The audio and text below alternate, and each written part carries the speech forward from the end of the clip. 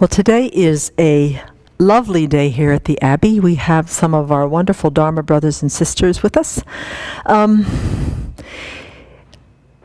When we, as a community, we sometimes give the impression, although it's not part of our practice, that we kind of take care of everything up here. Part of our training is to build the capacity to be able to grow as individuals. But this is a pretty big place.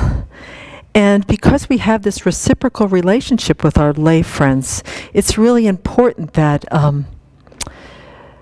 that they know that we are not independent, totally self-sustaining community, and that we depend so much on their kindness. I mean, this place would not be, first of all, it wouldn't have been founded if it weren't for our lay friends and support.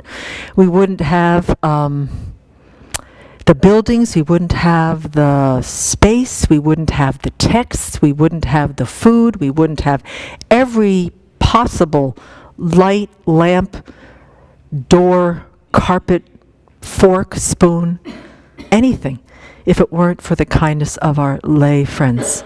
So what happened is that Sarah and Doug took it upon themselves to generate offering service day for us. We were kind of busy with what we were doing, and they said, well, we're going to try to facilitate and get something going so you folks have some support up there. So we put out an email, and we have a whole bunch of folks here today. Despite probably getting close to 100 degrees outside, we've all been outside this morning. And what's lovely about it is that in their minds, it doesn't matter what they're asked to do. I mean, we've got irrigation fixed, we've got the garden harvest, we've got lunch made, we've got the compost turned, we've got all the flowers deadheaded, we have the knapweed pulled, and that all happened between 9:15 and 12 noon today. And they're still here, a little red face, but smiles on their faces. So it's just continually brings back to my mind the incredible mutual relationship that we have between the Sangha and the resident community here at the Abbey and our lay friends, both far and near. And the folks that live close to us, we have a very special relationship because you're kind of the hands-on kind of folks. We've got folks from afar that do a lot of things via technology, their practices, their resources. But when you come in and you give us your hands and you give us your bodies and you give us your ideas, it's really quite a precious gift. So we really want to really thank you very much for your wonderful, joyous effort today. And then the second thing that we were going to do today, so we have an offering service day, we have a potluck vegetarian lunch that we're all going to be able to be nourished by in a few minutes here. And then the other thing that we called everybody together with is that Venerable Children, she's in Indonesia right now, and that she really thought that it would be helpful for us to participate in what is being called the Rising for Charleston, which is a national call to prayer and action for the next month, and this comes on the tails of the shootings in Charleston.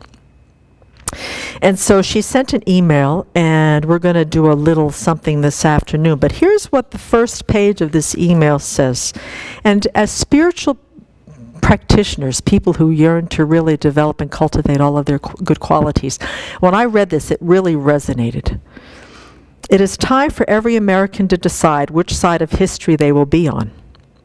It is time for communities of faith to take a stand against gun violence. Be courageous, be strong, let your voice be heard. We cannot afford to wait for our leaders in Washington to lead courageously. Many have refused. If you are waiting for a hero, look in the mirror. The time is now. And part of that is because of the response of the Charleston community to what happened to them.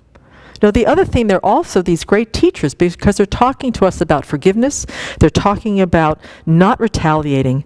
But what we're really wanting to do today with our little practice this afternoon is to call attention to the incredible gun violence in this country, and particularly, as they say, especially racially fueled violence. Every day, 88 Americans die from gun violence. And so many of them are our communities of color. We keep thinking that there isn't some issues that we need to discuss here. That we're an enlightened society, highly advanced, highly industrialized, and that we're all friends. Well, our minds are still under the control of afflictions, attachment, and anger. And sure enough, we have an issue. We need to sit together as an American family and say, we need to talk to each other about this propensity to harm and kill the communities in the communities of color. I mean, what is going, we have to look at our minds. What is that that's propelling it? And so this beautiful, it's called Everytown Faith Network. And this came from the Sandy Hook shootings, which our friend Doug says the last time he was here was the day that we did our memorial for Sandy Hook. So now he's here once again with us, commemorating also a shooting. So that's really quite bittersweet for him. Is that it's a community of faith leaders and communities all over the country that are saying we just really have to stand up and have our voices heard.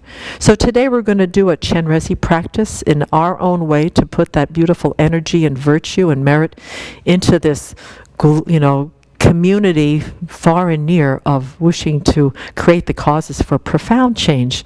And it's going to be through our own transforming our own anger, our own prejudice, our own bias, our own impatience, even with the people that we perceive as perpetuating the racially driven violence, the complacency to deal with it.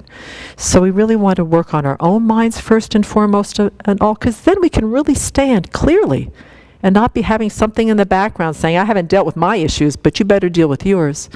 So spiritual practitioners really have the tools and have the opportunity to transform their own minds. And we will do that with Chenrezig today, the Buddha of compassion. And so may we be able to help to be part of the cooperative conditions for a serious turn in the mind and hearts of this country. Because as the story that Venerable Damcho gave a few weeks ago on a Friday night teaching about the elderly black woman who met a white supremacist in a McDonald's, and she saw the tattoos on his fingers, and she looked at him and she said, I know you can do better than this. You're better than this. And that's really what we want to say to each other. We're better. We're above this. We can do this. Our hearts are capable of much more than this.